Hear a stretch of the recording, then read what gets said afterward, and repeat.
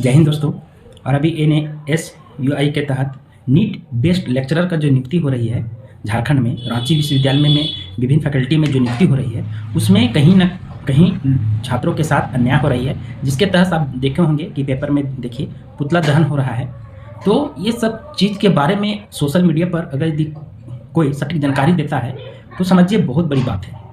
और सटीक जानकारी ये है कि इससे भी पहले झारखंड में बहुत सारी यूनिवर्सिटी है, लेक्चर का पद पे बहाली होता है और होते आ रहा है और होता था में डिफरेंट है। सभी में कहीं ना कहीं धांधली हुआ है और आज भी हो रहा है। तो पहले जितने भी नियुक्ति होते थे उस सब के बारे में हम लोग को कभी पता ही नहीं चलता था कि प्रोफेसर भी कैसे बना जाता है।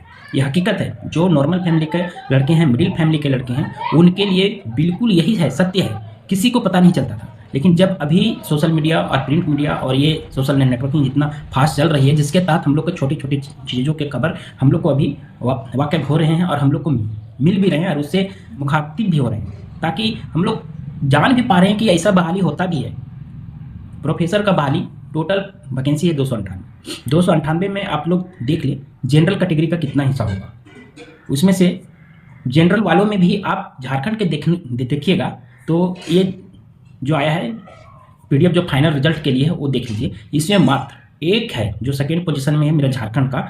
उसके बाद आप सारा ये देखिए लिस्ट, यूपी, बिहार, बंगाल, यही सब आपको मिलेगा। तेलंगाना में अदर स्टेट का ही भरा हुआ पूरा। तो और जो जब पुतला दहन इसका हुआ तो NASUI ने बोला है कि देखिए इसमें हम लोग जितने भी वैकेंसी था उसमें 75% झारखंडी है। तो उसका भी कहना सही है, क्योंकि जो कैटेगरी वाली वैकेंसी है ना, जो कैटेगरी में, उसी में 75% यहाँ झारखंडी है। बाकी जो जनरल कैटेगरी का जो वैकेंसी है उसमें फुल्ली बाहरी लोग इसमें घुस चुके। बिल्कुल सोच लीजिए जो लेक्चरर का पद है झारखंड में इतना है कि झारखंड का स्टूडेंट इसमें बहाल नहीं हो पाएंगे, क्योंकि झारखंड के छात्रों में इतना काबिलियत नहीं है। अब काबिलियत क्यों नहीं है इसका भी कारण है, क्योंकि जितने भी उच्च पद पे बैठे हुए अधिकारी सब हैं वो सब झारखंड का लगभग नहीं है, बिल्कुल नहीं है, सभी बाहरी हैं। और बाहरी होने के नाते वो चाहते हैं कि हमारा रिश्तेदार या फिर हमारा ही राज्य का कोई आ जाए, वो सबसे बेस्ट हो।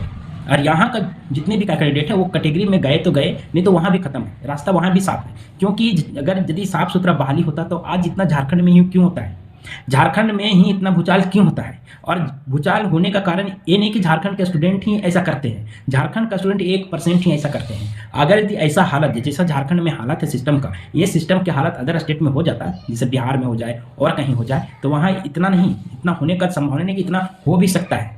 वहाँ के स्टूडेंट इतना नहीं है सहनशील जितना झारखंड के स्टूडेंट सहनशील है। यहाँ तो देखते हैं कि कुछ भी वैकेंसी भी हो रहा है ना, तो कभी जब पानी शहर से गुजर जाता है तो यहाँ कुछ थोड़ा थोड़ा होता है, लेकिन और अदर स्टेट में देखिए इतना होने नहीं देगा। और इतना नहीं होने देगा तो इसका मतलब है कि आगे धांधली होने का संभावना भी बहुत कम % हो जाता है। लेकिन हम लोग हैं कि बस कुछ नहीं, आज ये वैकेंसी जाने दो, ये वैकेंसी जाने दो, इसी के कारण आज हम लोग के पास इतना क्रश करते जा रहा है। आप लिस्ट में देखिए कि झारखंडी कितने हैं इसमें, और ये एक लिस्ट है, अभी भी प्रोसेस वैकेंसी का चल रहा है, डॉक्यूमेंट वेरिफिकेशन का अभी भी चल ही रहा है। आप सोच लीजिए कि अगर यदि ऐसा स्थिति आएगा तो जो पेपर में वो सब अधिकारी लोग न्यूज़ देते हैं कि 75% झारखंडी हैं, तो आप लोग इसमें दिखाए कि 75% झारखंडी कैसे हो सकते हैं।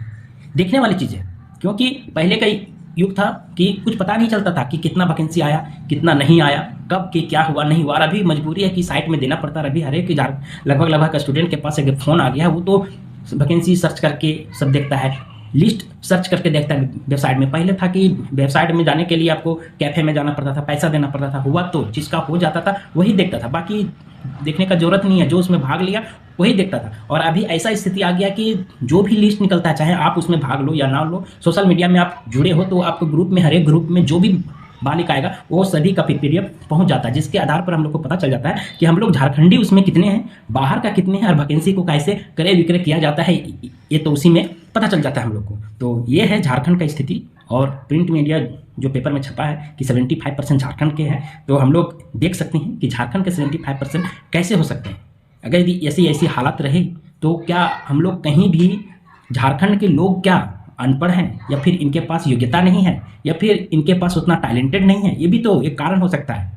और हम लोग इतना भी जानते हैं कि अगर यदि ये से प्रोफेसर के नियुक्ति में इंटरव्यू हो रहा है तो यहाँ का जितने भी क्वेश्चन पूछे गए होंगे मैक्सिमम झारखंड के क्षेत्रीय प्रदेशों के बारे में ही पूछा गया होगा, जिसमें से लैंग्वेज में आ जाता है, यहाँ का सांस्कृतिक आ जाता है, यहाँ का रहन सहन खान पान, यहाँ का जो ऐतिहासिक विरासत है उसके बारे में क्वेश्चन पूछा जाता होगा, क्योंकि यहाँ का जितने भी सब्जेक्ट है क्षेत्रीय लैंग्वेज का उसका भी अलग अलग प्रकार का यहाँ उसका कोर्स होता है और सभी प्रकार का यहाँ एडमिशन भी होते हैं, जिसके तहत आपको सभी प्रकार के कल्चरल से अवगत यहाँ झारखंडी कल्चरल है जो सबसे अलग है, सभी स्टेट से अलग है यहाँ का।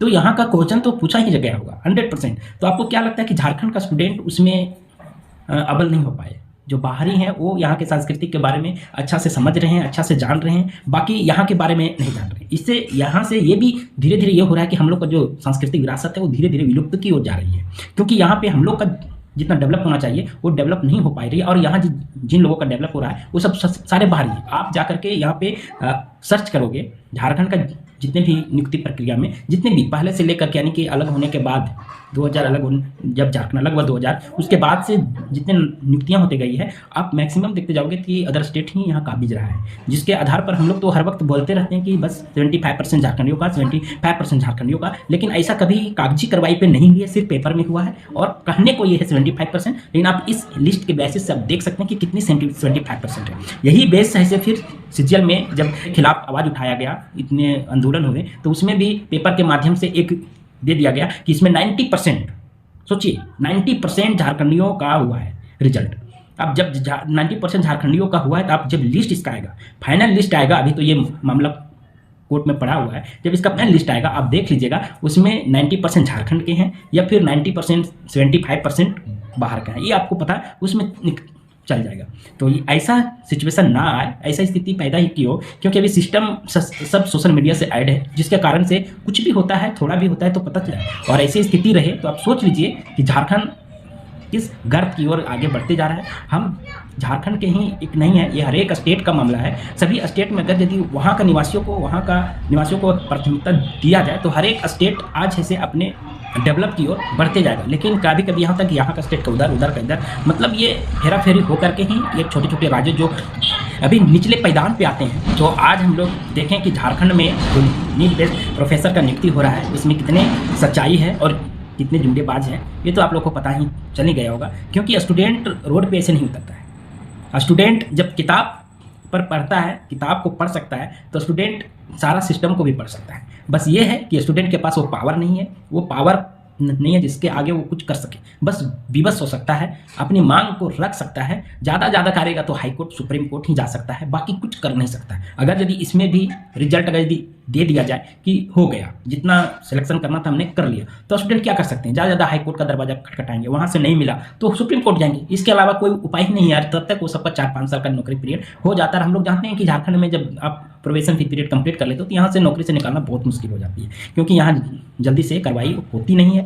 और स्टेट रहता तो मैं बात कर सकता था। झारखंड में एक बार जो नौकरी पा लिया वो समझिए कि वो सदा के लिए रह गया। अगर यदि ये सिस्टम में लागू हो जाए कि अगर यदि आप गलत तरीके से एंट्री लिए हो तो आप कभी भी निकाले जा सकते हो, तो ऐसी स्थिति रहता। तो ये है जितने सिस्टम में करप्ट लोग हैं और जो गलत तरीके से उसमें बहाल करते हैं, तो ऐसी स्थिति धीरे धीरे कम हो जाएगी और हम लोग जितने भी फेयर स्टूडेंट हैं वो सब अपने सपने को साकार कर सकते हैं। तो आज के लिए इतना ही, तब तक के लिए जय हिंद।